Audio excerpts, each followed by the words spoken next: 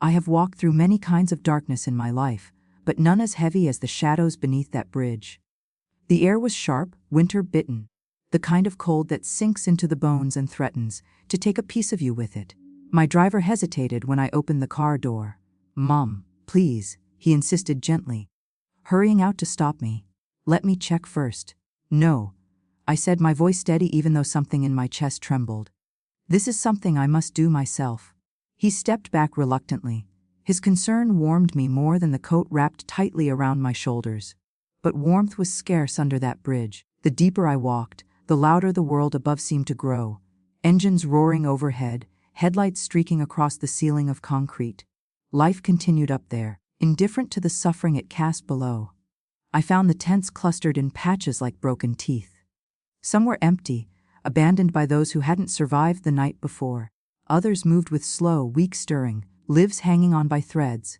I had seen poverty before, but this was a graveyard of forgotten souls. I never imagined one of those souls would be my own flesh and blood. Then I saw him. A thin, frayed tent with a flickering lantern inside, a shape hunched over, motionless except for the shaking, rhythmic, weak, familiar. I knew that posture. I knew that silhouette. Blood recognizes blood, even after decades of forced distance. My breath hitched. Elias. The name escaped me before I could stop it. He turned his head at the sound of my voice, a slow, strained motion as though he feared the effort might break him. His hair, once thick and fire, warm like his father's, hung in damp clumps over his forehead. His cheeks were hollow, his lips cracked, his hands trembling as they curled protectively around the tiny bundle tucked inside his coat. The baby, my great-grandson. For a moment, I couldn't breathe. The cold sliced through me. Not because of the temperature, but because of the cruelty of fate. How many nights had they survived like this? How close had I been without knowing? How many times had he cried into the darkness thinking he was alone in the world? He stared at me as if looking at a ghost. "You?" His voice cracked, so soft I barely heard it. "No, you can't. You're—" His eyes widened, panic and disbelief fighting inside them. "You're dead. You died when I was little. My father told me. He showed me your grave." I stepped closer slowly, like approaching a wounded animal. "Your father lied," I said gently. "I'm here. I'm alive." He tried to back away but stumbled, clutching the baby more tightly. The child whimpered weakly, a sound so small and frightened it shattered something inside me. Elias looked at me with a confusion so deep it bordered on terror. "Why are you here?" he whispered. "Why find me now?" "Because I should have found you years ago. Because I should have fought harder. Because your father stole everything from me, including you. But those were truths too heavy for that moment. Because you are my grandson," I said simply. "And you're freezing." Tears gathered in his eyes before he could blink them away. He didn't cry, not yet, but the shine of unshed pain told me everything. I extended my hand. "Come home with me." For a long moment, he didn't move. Then, slowly, hesitantly, he placed his shaking hand in mine. I wrapped my coat around him and the baby, shielding them as best I could from the cruel wind.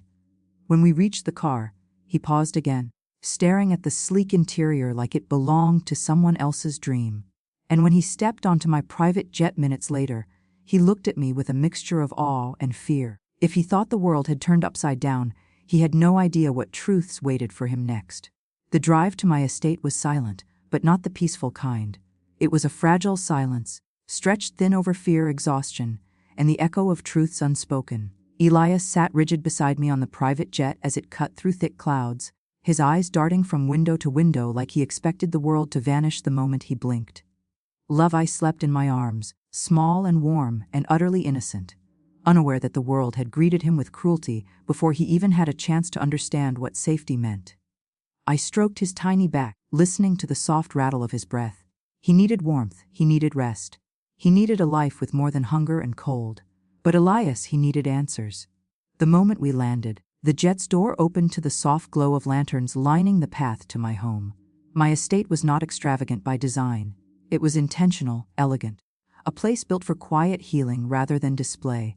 But to someone who had lived under a bridge, its beauty could easily feel like another planet. Elias stepped onto the ground like he was afraid it might collapse beneath him. "This is yours?" he asked quietly.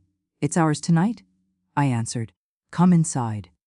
He followed me through the large wooden doors into the foyer, where the warmth from the fireplaces drifted through the hallways like gentle arms wrapping around us. Staff members, most of whom had served me since before my forced disappearance, stilled in shock when they saw the boy who hovered just behind me. Some recognized him instantly. Blood leaves a signature no lie can erase. I saw the flicker of surprise, then sympathy in their eyes. Poverty carves a mark into the skin that even the softest light can't hide. Prepare a room, I instructed. 2 beds, warm blankets, and something to eat for both of them, something gentle. Elias swallowed hard at the mention of food. Hunger thinned the soul as much as it thinned the body. When the staff hurried away, he turned to me, his expression wary. "You still haven't said why," he murmured. "Why you're helping me. Why you even looked for me."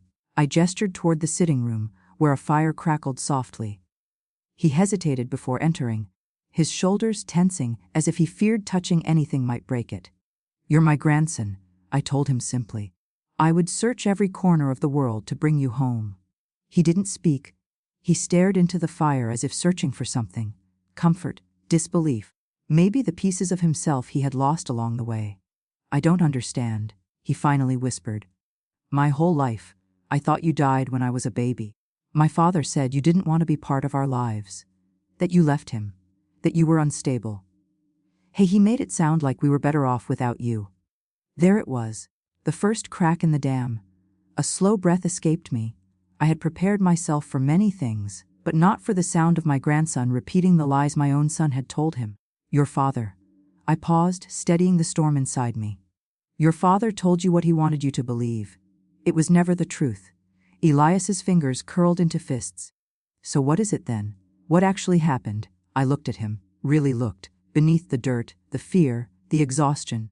There was a boy who had spent his whole life carrying the weight of stories that didn't belong to him. He deserved the truth, but he also deserved not to be crushed by it while still shaking from the cold. "You're exhausted," I said gently. "Your body is starving, your son needs rest, and your mind is drowning. If I tell you everything now, it will break you." He looked down at Levi, sleeping peacefully on his blanket near the fire. "I've been broken before," he murmured. "No," I said softly. "You've been wounded. There's a difference." He lifted his gaze to mine, fear, anger, confusion, and hope swirling together. "When you're ready," I promised, "I will tell you everything, but not when you're barely standing." He exhaled shakily, nodding though uncertainty lingered. He didn't trust me fully yet, but a part of him wanted to. That part, the quiet flicker of longing, was enough to keep going.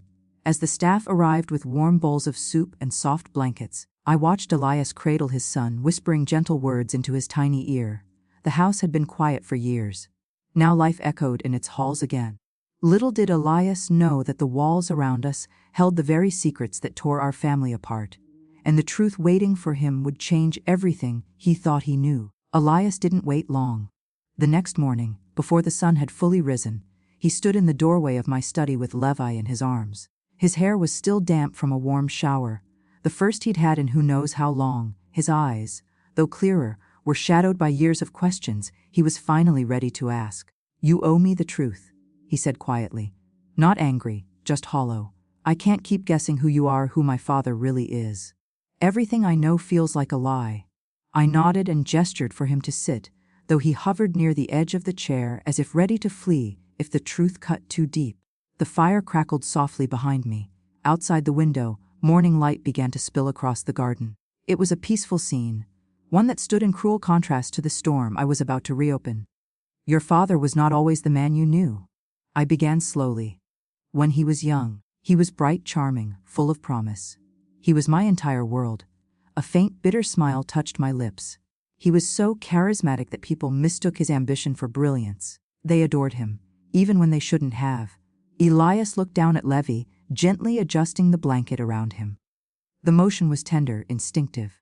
He was nothing like the man who raised him, or the man who abandoned him. "When my husband, your grandfather, died," I continued, "left me everything. It wasn't intentional cruelty. It was simply his way of protecting our family. He trusted me to guide our son until he was old enough to inherit. But he didn't wait," Elias murmured, as if the truth were dawning on him before I spoke it. "No," I whispered. "He didn't." My son grew resentful. Every year that passed, he became more volatile, angry that I still held the financial reins. He wanted control. He wanted power. And worst of all, he wanted the world to see him as the man who had climbed on his own merits, not one who waited for inheritance. One night, one I never stopped reliving, he staged a break-in at my home, but it wasn't a stranger, it was him. I suspected it was him. I told Elias, but confronting him cost me more than I ever imagined. He threatened me. Not just with words, those rolled off him like smoke, but with action. When I fought back, he panicked. And instead of making amends, he chose a path so monstrous I still struggle to comprehend it. He told the world I died. Elias's breath hitched softly. He bribed officials, forged documents, paid off a coroner, arranged for a closed casket funeral. My voice trembled for the first time. He claimed grief kept the family from seeing the body. He told the world I was gone. And with me dead, he gained everything. Elias pressed a trembling hand to his mouth. His eyes shimmered with tears he couldn't blink away. He said, "You abandoned him," he whispered. "That you were unstable, dangerous. I thought he was protecting us." A sharp ache pierced my heart. "He was protecting himself," I said. I tried to come back many times, but every door was closed to me. Every lawyer, every judge, every official had been bought. He painted me as a delusional woman obsessed with destroying her own son. If I stepped too close, he made sure I would be the one arrested. Elias wiped at his face with the back of his hand, but the tears kept falling. "And your mother?" My voice softened. "She loved you, Elias. But when she tried to expose the truth, your father threatened her. She was pregnant, scared, alone. I had no legal identity, no way to reach either of you. She ran, hoping to protect you both. But life wasn't kind to her." He closed his eyes, shoulders shaking. "She died when I was 7. He told me she hated him, that she hated me. My own tears fell then, quiet, salted grief that had waited years to be seen. "He lied to us both," I whispered. Elias's breath broke into a sob he couldn't swallow. He clutched Levi tighter, as if his son were the only anchor in the storm. I went to him, kneeling beside the chair, and wrapped my arms around him. He didn't resist. He collapsed into me with a cry that seemed to tear from the deepest part of him. Finally, after years of silence, manipulation, and pain, my grandson wept in the arms of the woman he was told never existed. And together, in that quiet room filled with the ghosts of our broken family, a fire began to kindle. Not hatred, not despair, but the beginning of something far more powerful. The beginning of justice. Justice does not always roar. Sometimes it waits, quiet, patient, gathering strength in the shadows until the day it is finally called forward. For years, I gathered evidence against the man who stole my identity, my fortune, my family. Not out of hatred, but out of necessity. Pain teaches you patience, betrayal teaches you focus, and motherhood teaches you that love sometimes demands war. But I never intended to take action until I knew Elias was safe. Now, sitting across from me with Levi in his lap and a resolve burning through his tear-streaked features, I knew it was time. "Tell me what we need to do," he said. The word warmed something inside me that had been frozen for decades. I pressed a thick folder onto the table between us. A folder I never thought I would be brave enough to open again. Inside were years of documented crimes, bank statements, forged signatures, confidential testimonial letters from the very officials my son had paid off to erase me. Elias opened the folder with trembling hands.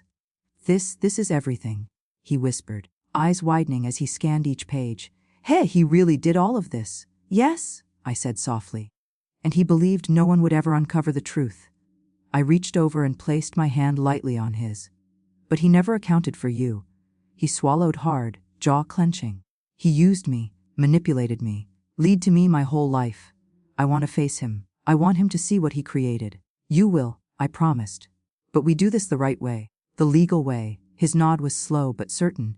By afternoon, the wheels were already turning. My attorney, a loyal friend who had believed my story long before anyone else dared to, filed the documents. The authorities who once ignored me suddenly responded with urgency, not because the truth had changed, but because the power behind it had. And then came the moment Elias insisted on, the confrontation. We went to my son's mansion, the empire built on the ruins of my life. He opened the door himself, arrogance etched into every line of his face. But the moment his eyes met mine, he turned pale. He choked. "You were supposed to stay gone." Elias stepped forward before I could speak. "You destroyed us." My son blinked at him. mouth twisting into a pathetic attempt at charm. Son, you're upset. Let's talk. No. Elias's voice cracked like a whip. You abandoned me. You lied about my mother, about her death, about my grandmother. You let me think I was unwanted. You let us starve while you lived like royalty. For the first time in years, I saw fear flicker across my son's face. You can't trust her, he snapped. She's unstable. That lie won't save you this time. I cut in. My attorney stepped forward, officers following behind. You are under arrest for fraud, identity theft, obstruction of justice, financial manipulation, and conspiracy. My son's face contorted in betrayal. Not that he was being arrested, but that his world was crumbling in front of the people he believed he owned. This isn't over, he shouted as the officers restrained him. Elias, listen to me! She's turning you against me.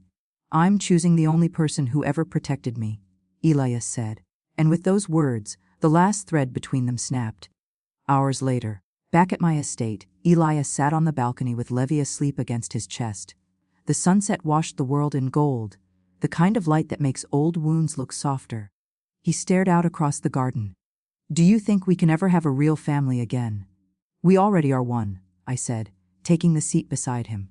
He looked at me, really looked, and for the first time there was no fear, no doubt, only trust. Thank you, he whispered, voice thick with emotion, for finding me, for saving us. I placed my hand over his. My boy, I never stopped searching. And in that moment, with the air warm, the night quiet, and the past finally behind us, I felt something return to me that I thought I'd lost forever. Home.